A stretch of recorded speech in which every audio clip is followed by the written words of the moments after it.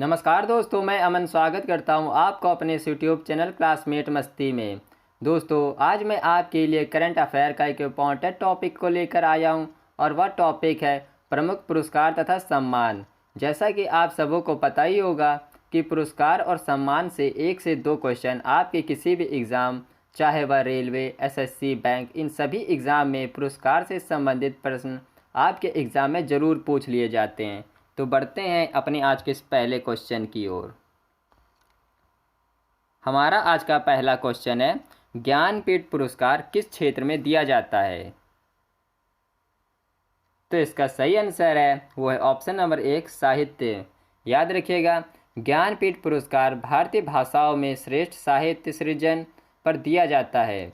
ज्ञानपीठ पुरस्कार भारत में साहित्य के लिए दिया जाने वाला सर्वश्रेष्ठ पुरस्कार है। ज्ञानपीठ पुरस्कार का प्रारंभ सन 1964 ईस्वी में किया गया था और सन 1984 ईस्वी के बाद ज्ञानपीठ पुरस्कार लेखक के साहित्यिक योगदान पर दिया जाने लगा है। याद रखिएगा। बढ़ते हैं अपने आज के दूसरे क्वेश्चन की ओर। हमारा आज का दूसरा क्वेश्चन है, भारतीय ज्ञानपीठ पुरस्कार दिया जाता है।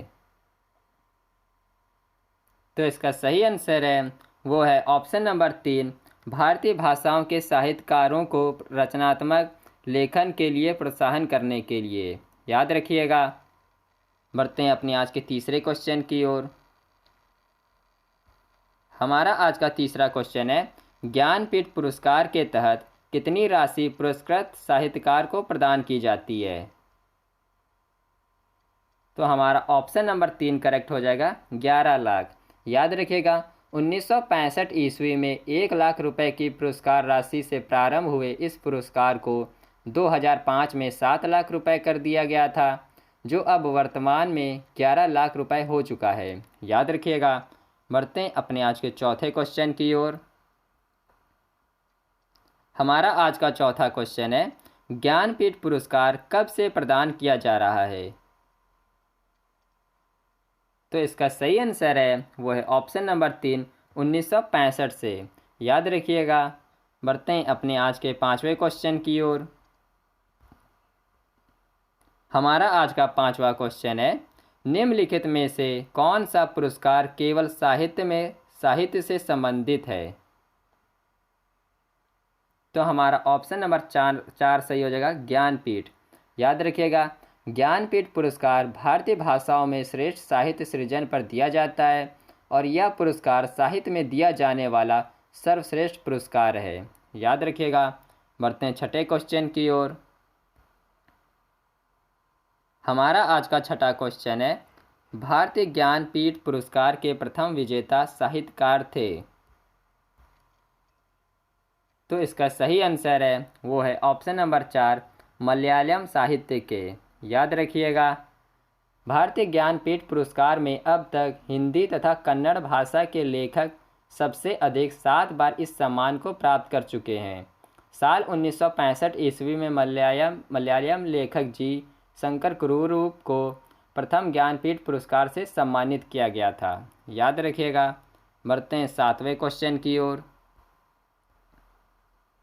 हमारा आज का 7वां क्वेश्चन है, भारतीय ज्ञानपीठ पुरस्कार से पुरस्कार सर्वप्रथम साहित्यकार हैं। तो इसका सही आंसर है वो है ऑप्शन नंबर 1, जी शंकर कुरुरूप। याद रखिएगा। बढ़ते हैं अपने आज के 8वें क्वेश्चन की ओर। हमारा आज का 8वां क्वेश्चन है, ज्ञानपीठ पुरस्कार प्राप्त करने वाला प्रथम हिंदी लेखक कौन था? तो इसका सही आंसर है वो है ऑप्शन नंबर 3, सुमित्रा नंदन पंत। याद रखिएगा, सुमित्रा नंदन पंत पहले हिंदी लेखक थे जिन्हें सन 1968 ईस्वी में उनकी कृति चितंबरा के लिए ज्ञानपीठ पुरस्कार मिला था। याद रखिएगा। बढ़ते हैं अपने आज के 9वें क्वेश्चन की ओर। हमारा आज का 9वां क्वेश्चन है, भारतीय ज्ञानपीठ पुरस्कार विजेता प्रथम महिला हिंदी साहित्यकार हैं। तो इसका सही आंसर है वो है ऑप्शन नंबर 1, महादेवी वर्मा। याद रखिएगा, भारतीय ज्ञानपीठ पुरस्कार विजेता प्रथम महिला हिंदी साहित्यकार महादेवी वर्मा जी हैं। साहित्य के क्षेत्र में ज्ञानपीठ पुरस्कार प्राप्त करने वाली प्रथम महिला आशापूर्णा देवी थी। उन्हें यह पुरस्कार सन 1976 ईस्वी में उनकी कृति प्रथम प्रस्तुति के लिए प्रदान किया गया था तथा सुभद्रा चौहान को छोड़कर अन्य 2 साहित्यकारों को भी ज्ञानपीठ पुरस्कार प्रदान किया गया। अमृता प्रीतम को सन 1981 में उनकी कृति कागज तो कनवास पंजाबी के लिए तथा 1982 में महादेवी वर्मा को उनकी कृति यामा हिंदी के लिए ज्ञानपीठ पुरस्कार दिया गया था। याद रखिएगा। बढ़ते हैं अपने आज के 10वें क्वेश्चन की ओर। हमारा आज का 10वां क्वेश्चन है, भारत में साहित्य के क्षेत्र में श्रेष्ठ प्रदर्शन के लिए निम्नलिखित में से कौन सा पुरस्कार प्रदान किया जाता है? तो हमारा ऑप्शन नंबर 2 करेक्ट हो जाएगा, भारतीय ज्ञानपीठ पुरस्कार। याद रखिएगा। बढ़ते हैं अपनी आज के 11वें क्वेश्चन की ओर। हमारा आज का 11वां क्वेश्चन है, साहित्य के क्षेत्र में उत्कृष्टता के लिए कौन सा पुरस्कार दिया जाता है? तो हमारा ऑप्शन नंबर 2 करेक्ट हो जाएगा, ज्ञानपीठ पुरस्कार। याद रखिएगा। बढ़ते हैं 12वें क्वेश्चन की ओर। हमारा आज का 12वां क्वेश्चन है, ज्ञानपीठ पुरस्कार प्राप्त करने वाली पहली महिला कौन थी? तो हमारा ऑप्शन नंबर 4 करेक्ट हो जाएगा, आशापूर्णा देवी। याद रखिएगा। साहित्य के क्षेत्र में ज्ञानपीठ पुरस्कार प्राप्त करने वाली प्रथम महिला आशापूर्णा देवी थी। उन्हें यह पुरस्कार सन 1976 ईस्वी में उनकी कृति प्रथम प्रस्तुति के लिए प्रदान किया गया था। याद रखिएगा। बढ़ते हैं 13वें क्वेश्चन की ओर। हमारा आज का 13वां क्वेश्चन है, भारतीय संविधान में शामिल किस भाषा के लिए 2011 तक ज्ञानपीठ पुरस्कार नहीं दिया गया?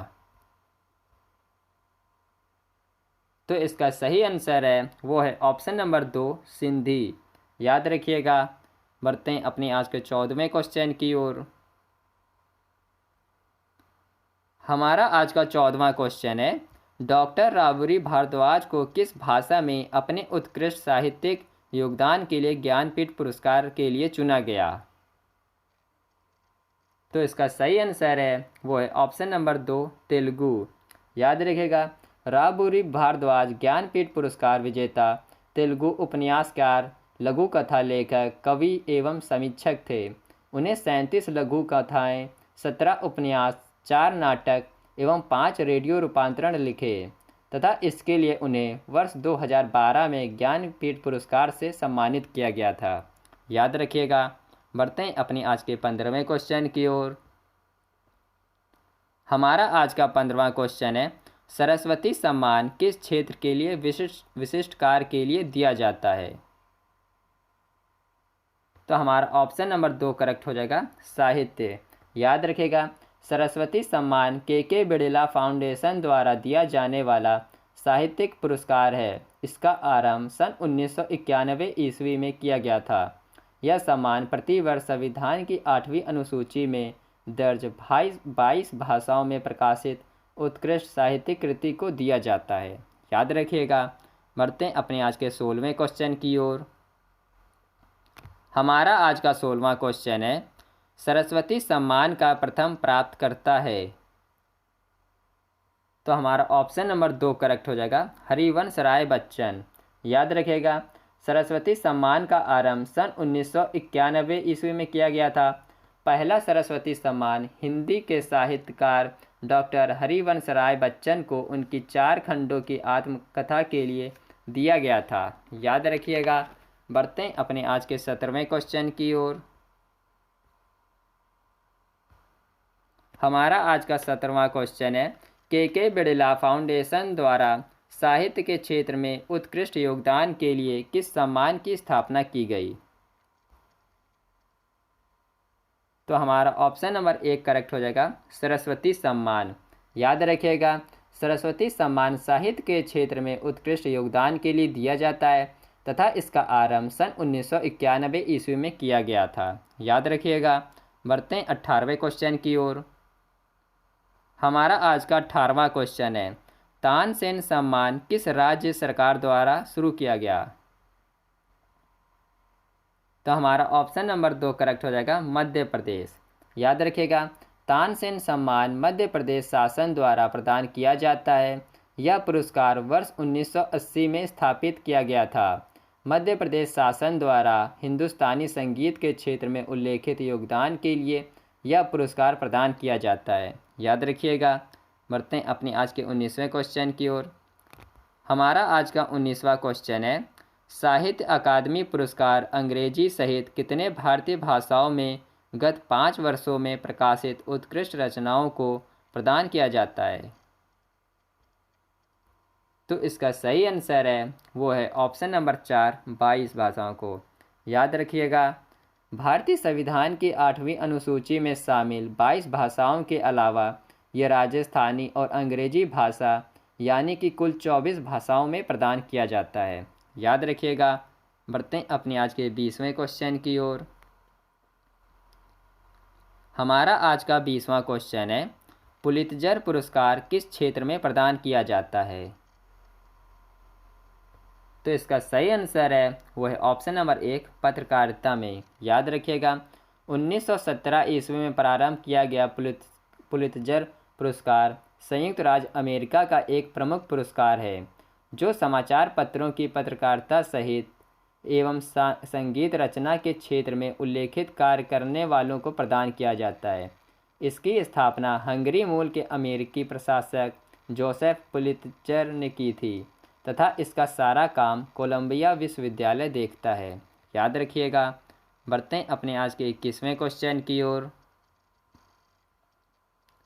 हमारा आज का 21वां क्वेश्चन है, निम्नलिखित युग्मों में से कौन एक सुमेलित नहीं है? तो इसका सही आंसर है वो है ऑप्शन नंबर 4, पुलित्जर पुरस्कार धर्म में प्रगति। याद रखिएगा। बढ़ते हैं अपने आज के 22वें क्वेश्चन की ओर। हमारा आज का 22वां क्वेश्चन है, किस क्षेत्रों में उत्कृष्ट कार्यों को पुलित्जर पुरस्कार के लिए मान्यता दी जाती है? तो इसका सही आंसर है वो है ऑप्शन नंबर 2, साहित्य और पत्रकारिता में। याद रखिएगा। बढ़ते हैं अपने आज के 23वें क्वेश्चन की ओर। हमारा आज का 23वां क्वेश्चन है, व्यास सम्मान किस क्षेत्र में उत्कृष्टता के लिए दिया जाता है? तो इसका सही आंसर है वो है ऑप्शन नंबर 2, साहित्य में। याद रखिएगा, व्यास सम्मान भारतीय साहित्य के लिए दिया जाने वाला ज्ञानपीठ पुरस्कार के बाद दूसरा सबसे बड़ा साहित्य सम्मान है। याद रखिएगा। बढ़ते हैं अपने आज के 24वें क्वेश्चन की ओर। हमारा आज का 24वां क्वेश्चन है, निम्नलिखित में से कौन सा पुरस्कार उपन्यास के लिए दिया जाता है? तो इसका सही आंसर है वो है ऑप्शन नंबर 2, बुकर पुरस्कार। याद रखिएगा। बढ़ते हैं अपने आज के 25वें क्वेश्चन की ओर।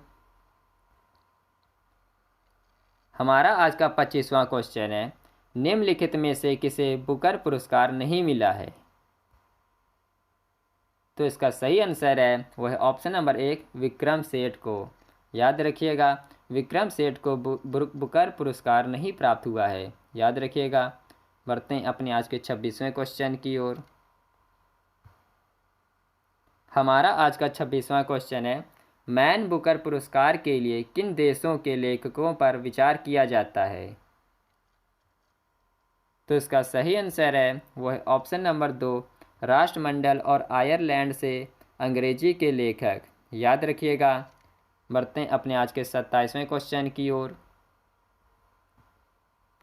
हमारा आज का 27वां क्वेश्चन है, निम्नलिखित में से किस क्षेत्र के लिए प्रतिवर्ष मूर्ति देवी पुरस्कार दिया जाता है? तो इसका सही आंसर है वो है ऑप्शन नंबर 1, साहित्य में। याद रखिएगा, मूर्ति देवी पुरस्कार भारतीय ज्ञानपीठ समिति के द्वारा दिया जाने वाला प्रतिष्ठित साहित्य सम्मान है और यह पुरस्कार साहित्य के क्षेत्र में प्रतिवर्ष दिया जाता है। याद रखिएगा। बढ़ते हैं 28वें क्वेश्चन की ओर। हमारा आज का 28वां क्वेश्चन है, कालिदास सम्मान प्रारंभ किया गया? तो इसका सही आंसर है वो है ऑप्शन नंबर 3, मध्य प्रदेश सरकार द्वारा। याद रखिएगा, मध्य प्रदेश में राष्ट्रीय कालिदास सम्मान की स्थापना वर्ष 1980 में कला क्षेत्र में सृजनात्मक श्रेष्ठता को प्रोत्साहन देने की दृष्टि से की गई है। याद रखिएगा। बढ़ते हैं अपने आज के 29वें क्वेश्चन की ओर। हमारा आज का 29वां क्वेश्चन है, ग्रैमी पुरस्कार किस क्षेत्र में दिया जाता है? तो हमारा ऑप्शन नंबर 2 करेक्ट हो जाएगा, संगीत के क्षेत्र में। याद रखिएगा, ग्रैमी पुरस्कार संगीत के क्षेत्र में उत्कृष्ट उपलब्धियों के लिए दिया जाता है। ग्रैमी पुरस्कार संगीत के क्षेत्र में दिया जाने वाला सबसे बड़ा सम्मान है। ग्रैमी पुरस्कार को मूल रूप से ग्रामोफोन अवार्ड भी कहा जाता है। याद रखिएगा। बढ़ते हैं अपने आज के 30वें क्वेश्चन की ओर। हमारा आज का 30वां क्वेश्चन है, राष्ट्र एकता पर बनी सर्वोत्तम फीचर फिल्म को किस पुरस्कार से सम्मानित किया जाता है? तो इसका सही आंसर है वह ऑप्शन नंबर 3, नरगिस दत्त पुरस्कार। याद रखिएगा, राष्ट्रीय एकता पर बनी सर्वोत्तम फीचर फिल्म को नरगिस दत्त पुरस्कार से सम्मानित किया गया। याद रखिएगा।